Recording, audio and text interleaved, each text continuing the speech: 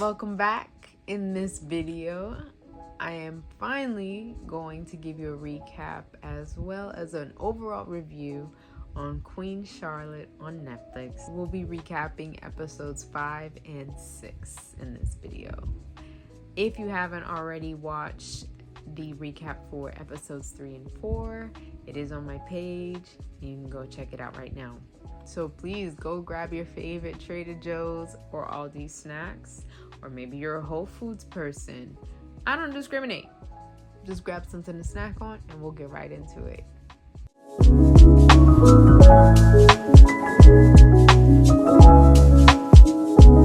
So if you haven't watched episodes 4 yet, then this is going to be a little spoiler.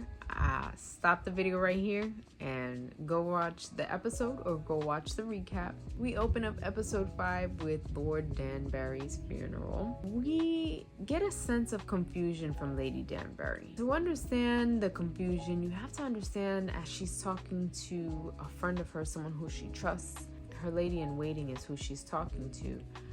She discloses that since the age of 3, all she has known is how to be a wife to Lord Danbury. That's what she was taught. The only thing she knows. Since the age of 3. So now that he's unexpectedly passed away, what is she supposed to do with her life? How does she move forward? She's conflicted because she feels like she's lost, especially since her whole self-worth and her whole purpose was to be a wife to this man, and it's now gone. But at the same time, she's kind of like, should I be happy? In that, she starts taking long walks on the property. And while she's taking long walks, she comes across Lord Ledger. Lord Ledger just so happens to be Violet's dad. So we get to meet a young Violet. Like, Violet is probably maybe 11, 12, or 13 in this episode when we meet her. And they form a close bond to where they meet up every day. But you start to see a little bit of a spark that sparks between them. In present day, Lady Danbury and Violet are attending a theatrical show, and Violet feels like she should tell her that, she misses her husband. She's feeling springtime and flowers are blooming. She wants to garden again. And Lady Danbury, being the friend that she is encouraging her. She's telling her, yes, girl, go ahead and be a gardening tool. And Lady Danbury is encouraging her and telling her this isn't something that she should be ashamed of. Of course, it's natural to feel that way. And she's so proud of her for coming out and talking about her feelings and how she really feels. And Lady Danbury, being a widow herself, is letting her know of her own experiences and her own thought as she reflects on that time of that period in her life. Our Queen Charlotte is pregnant. Joyous time. It's a joyous occasion in the palace. Or it should be. Our king is off doing God knows what, according to Charlotte. She has no idea where he is. He's ghosted her. He hasn't been to see her. So she goes to the Princess Dowager Augusta to let her know, I am with child, I am pregnant, I've fulfilled my duty. And the Princess Dowager is like, great, I'm moving in. And Charlotte feels like she can't say no. She can't say anything. She's feeling stressed. The Princess Dowager is stressing her out. The Princess Dowager is being controlling, dictating everything that she's doing. Even in a painting, a portrait that they're taking, she seems to have controlled the pigmentation of her skin in a portrait. She's writing the king numerous letters, trying to get in contact with him to have him come and handle his mother, because what is this? She didn't sign up for this. All of the letters, she's not receiving any response from. She's hurt by that because she thought they were finally going somewhere and getting someplace. she decides to write to her brother and have him come and take her away. She's like, I can't do this anymore. I don't want to do this anymore. I'm calling it quits. And her brother's like, yeah, I can't do that. I can't. Listen, I know I made a deal, but I just can't come and whisk you away. The thing is that we kind of signed an agreement with them for them to protect us. So if I come and basically break the law by taking the queen, there goes our protection too. And we can't have that because we got a lot of enemies. You know what I mean? So sis, you're just gonna have to stay. I'm sorry. Bye. So Charlotte is just like, what am I supposed to do? I don't know what I'm supposed to do. She's really in a tizzy. And she has no clue on what she should be doing. On Lady Danbury's side, she just learns that her title, place where her and her son reside, they're not being passed down to her kids as a result of Lord Danbury's passing. And she's like, wait a minute, what do you mean? This was given to us and we have a child. We're with child, we have a child, and he's rightfully owed those possessions. And so she goes to the Princess Dowager trying to talk to her about the situation. The Princess Dowager is like, out of my hands, I'm sorry, I can't help you. But she makes it a point to tell her son, listen, no one can take our title. No one can take that away from us. We are of status and we will be retaining our possession. She goes to Queen Charlotte and they're just having a day, a girl's day, if you will, where they catch up. Queen Charlotte is letting her know, like, I'm in a tizzy. I don't know where my husband is. My brother won't take me back. I'm with child. I don't know what I'm supposed to do. Lady Danbury gives her the inspiration that she needs and letting her know, hey, you are a queen. You are the person who rules, not the Princess Dowager. You have control of this, not anyone else. No one can tell you what to do. Take that title and own it. And it draws up an inspiration for the queen. As for Lady Danbury, her walks with Lord Ledger have evolved. They have acted on those feelings and they end up playing just the tip or the horizontal dance. She finds for the first time in her life that she actually enjoys the act. This concludes my recap of episode 4. But my favorite scene is when the king's right-hand man, Reynolds, and the queen's right-hand man, Brimsley, meet up secretly to try to get the queen and the king back. Brimsley lets Reynolds know what's happening. Hey, the queen is talking about leaving. She's already written to her brother. We have to do something. And Reynolds is like, hey, I can't do anything. I've tried. I have tried to come and intervene, but I can't. He's not even taking my advice. He has seen what's been happening to the king as he continues his treatments and the torture that he's going through. While he would love to intervene, he can't. He can't intervene because he is the king. And intervening would mean that he's disobeying the king. Not only do they meet up to discuss the king and queen, but turns out those two are in love and they have a relationship and it's so cute. That's why that was my favorite scene. So now we're gonna go ahead and go into the final episode, which is episode 6. In episode 6, so far, we know that present-day Queen Charlotte is working to try to get her sons married. She's had 15 kids, and it's now down to the wire where one of her kids has to have a child in order for the royal bloodline to continue.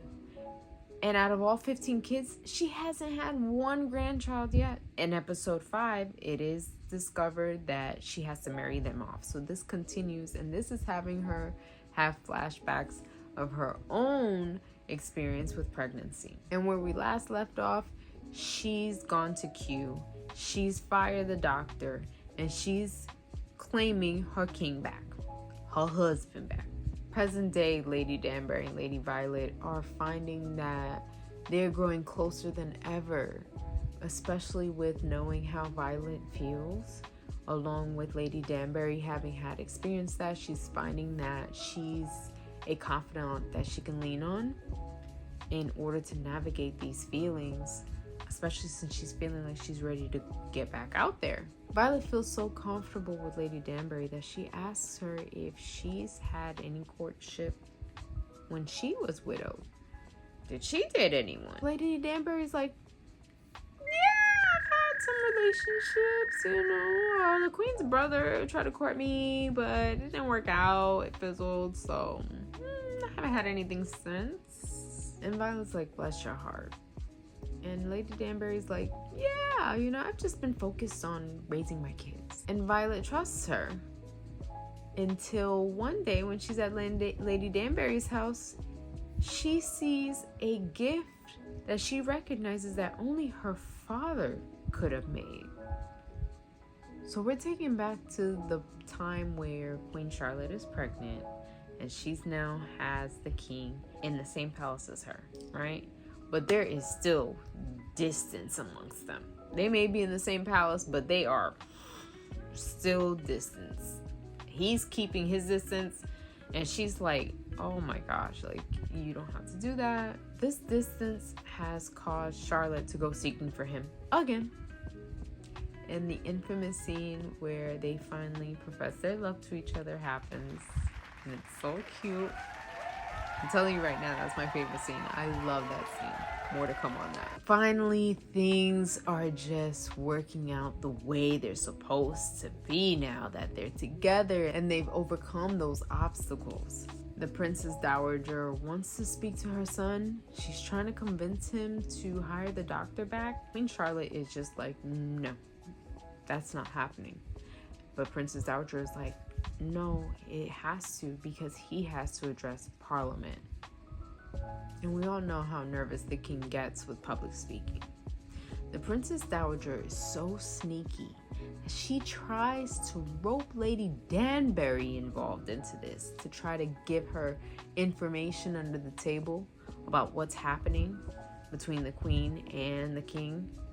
And she promises her, like, if you give me information, you can keep your estate, you can keep your income, you can keep all the status.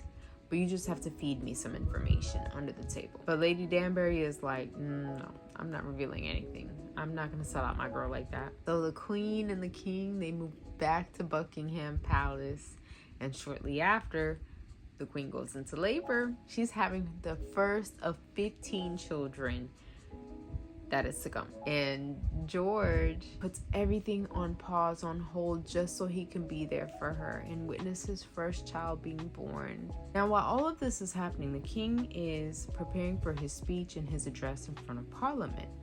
He says he's ready to address them, but on his way there, he has a nervous breakdown and finds himself not being able to get out of the carriage. Brimsley and Reynolds go and deliver what happened to the king in the carriage to Queen Charlotte, and so she goes to find him, and she finds him under the bed, and she joins him under the bed. You see that the queen is keeping her promise, not only to her duties, but to George, her husband, just George.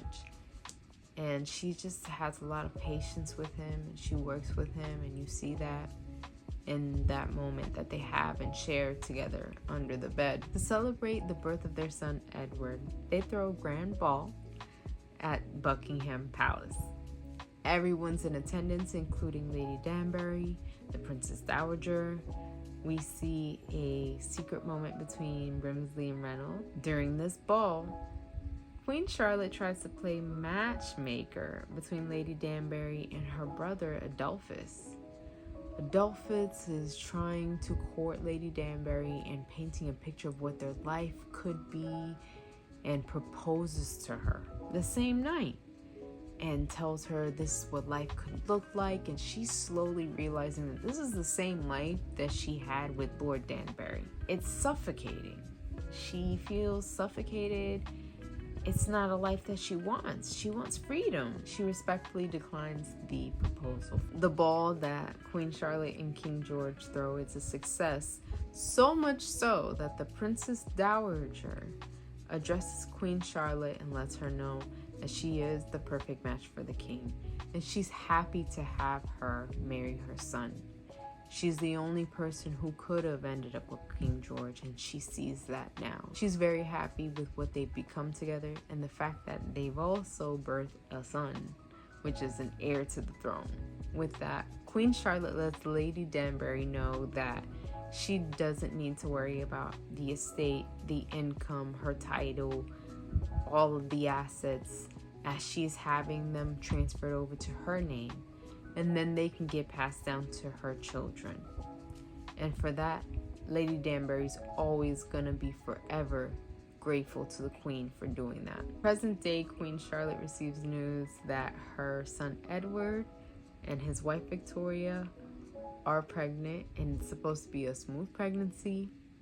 She's so excited and she wants to go and tell her husband, the king. And this is the first time that we see the older version of King George. The whole series ends with them sharing a moment under the bed, celebrating the fact that they're going to be grandparents. I have to address my favorite scene. My favorite scene in the whole series and in this episode is when they finally confess their love for each other. That scene was so poignant and just powerful and impactful, and it was raw, filled with emotions. No one could have done that scene justice like India and Corey. And if you don't know who India and Corey are, India Amartefio plays young Queen Charlotte in the Queen Charlotte series. Corey Milcrease plays the younger King George in the series. And let me tell you, those two, hats off to them. They were incredible. They were wonderful. I really feel like they brought out the heart and soul of the whole series. I think Queen Charlotte is better than Bridgerton. The fact that it's a limited series hurts. It hurts me. You also have Adjoa Andu, who plays Lady Danbury. And I don't know, maybe wishful thinking. I don't know if we'll get a limited series about her too, because her story kind of ties in with this. Now, one person that I think should have a limited series is Violet. We should be able to see Violet growing up, see how she grew up with her parents, how her and her husband courted and came to be together.